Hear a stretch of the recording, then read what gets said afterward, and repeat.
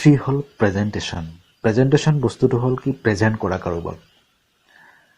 আমি যদি ম্যানুয়ালি কাৰোবাক কোনো এটা বস্তু প্ৰেজেন্টেশন দিবলগীয়া হয় বা প্ৰেজেন্ট দিবলগীয়া হয় আমি ধুনীয়াকৈ সজাই পৰাই বস্তুটো কাৰোবাৰ সন্মুখত নি ৰাখি দিওঁ প্ৰেজেন্ট দিবৰ কাৰণে কিন্তু আমি যদি কোনো এটা অৰ্গানাইজেশনত কাম কৰো আৰু সেই অৰ্গানাইজেশনত আমি যেটো ডিপাৰ্টমেন্টত কাম কৰি আছো আৰু সেই ডিপাৰ্টমেন্টৰ বিষয়ে যদি আমাক কোৱা হয় যে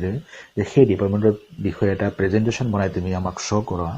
তেতিয়া হলে আমি যেটো এপ্লিকেশনৰ আন্ডাৰত গৈ কৰিম সেই এপ্লিকেশনটোৰ নাম হ'ব মাইক্ৰসফট পাৱাৰ পইণ্ট সেই প্ৰেজেন্টেশনটো বনোৱাৰ ক্ষেত্ৰত আমি যথেষ্ট এন্টাৰটেইনমেন্ট বা আমোদজনকভাৱে কাৰোবাৰ ওচৰত আমি এটো উপস্থাপন কৰিব পাৰো এজ এ সফট কপি হিচাপে তে মই ভাবো এজন গাইডৰ আন্ডাৰত গৈ কৰিলে এটো ভাল হ'ব এমএছ এক্সেস এটা ডাটাবেস ম্যানেজমেন্ট এপ্লিকেশন ডাটাখিনি কেনেকৈ আমি এন্ট্ৰি কৰিম বা কেনেকৈ আমি ষ্ট'ৰ কৰি ৰাখিম যেতিয়া আমাৰ দৰকাৰ আমি কেনেকৈ উলিয়াম এই গোটেই বস্তুখিনি এক্সেলৰ আন্ডাৰত কৰা হয় যদি মই এটা এক্সাম্পল দিওঁ তেতিয়া মই কম ধৰক এটা স্কুল সেই স্কুলত গৈ আমি আমাৰ ষ্টুডেন্ট আছে টিচিং ষ্টাফ আছে লাইব্ৰেৰী আছে ষ্টুডেন্টৰ যদি কিবা এটা বায়োডাটা আমি বনাবলগীয়া হৈ আছে সাপোজ আৰু সেই ষ্টুডেন্টৰ যদি আমি ম্যানুয়ালি কৰো তেতিয়া হলে ষ্টুডেন্টৰ প্ৰত্যেকটো এটা ৰেজিষ্টাৰ পাম আমি লাইব্ৰেৰী কাৰণে এটা ৰেজিষ্টাৰ পাম এডমিশনৰ কাৰণে এটা ৰেজিষ্টাৰ পাম ষ্টুডেন্টৰ ডিটেইলছৰ কাৰণে এটা ৰেজিষ্টাৰ পাম ষ্টাফৰ কাৰণে এটা ৰেজিষ্টাৰ পাম এখন স্কুল চলোৱাৰ কাৰণে কিন্তু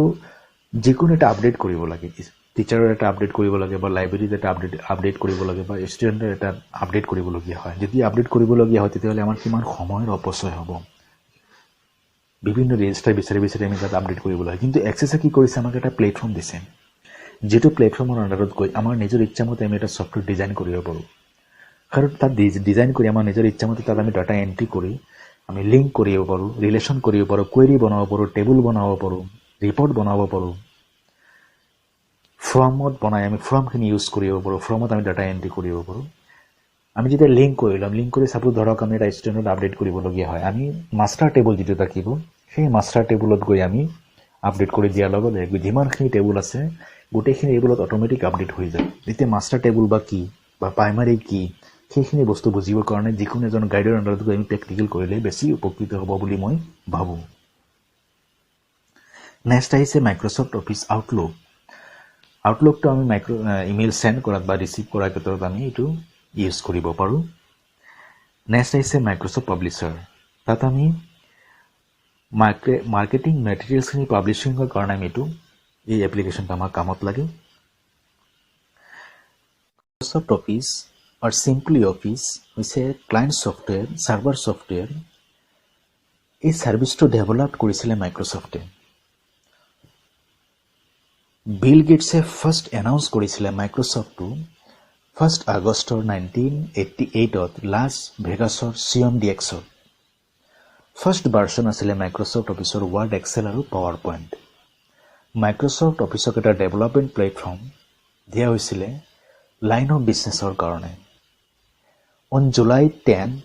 2012, সফটপেডিয়া এটা ৰিপৰ্ট উলিয়াইছিলে আৰু সেই ৰিপৰ্টত কোৱা হৈছে যে অল ওভাৰ ওয়াৰ্ল্ডত মাইক্ৰসফট অফিসটো 1 লাখ কোটিতকৈ বেছি মানুহে ইউজ কৰি আছে If you have any question, put in comment box. I will try my level best to give your answer. Please subscribe my channel. Press the bell icon for special notification. Thank you very much indeed for your cooperation and have a wonderful day. Jai Hind.